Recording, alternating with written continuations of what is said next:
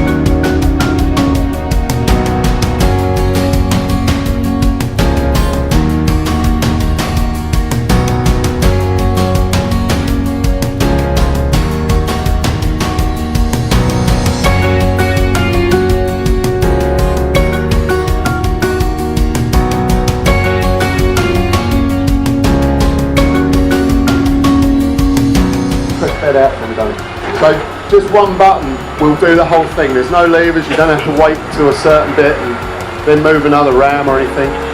The whole thing works itself out, comes down, tilts on the floor, stops there. You load your car on, it's all fully remote control.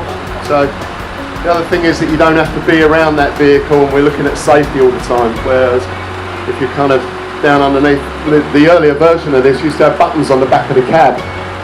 And some of you remember one of my guys got hit a couple of years ago, and he was standing here working the buttons, and he got hit on the motorway in that back wheel of the truck. Luckily the bed was about here and it pinned him in here against the barrier, so took this locker off with his legs and squashed with his legs and stuff, but didn't kill him. But just by kind of having a bit of thought process and some good rigging techniques, you can achieve quite a lot. See, the boys have to run with them catch bags, but that's about how it is. It's pretty safe. We've been doing this for a long time. What about that for a team? Give them a round of applause. It's a great thing. Particularly with containers, lifting them on the eyes. What that does is spreads your winches out too far apart, creates too much of an angle, and that's why the chains break. So he's almost right on its balance point there. So what I said to you earlier on about have your catch line, single line, so you can get this down quicker. The quicker you can get this on the floor, the better it's going to be. He's now coming out with both winches because it's falling away from him. These ones here are tightening up too. But what you've got there is a one vehicle that would actually do this loaded. If the box was pretty strong, he'd do that loaded just with one truck. So great job. That's Rob, everybody. Give him a round of applause, mate.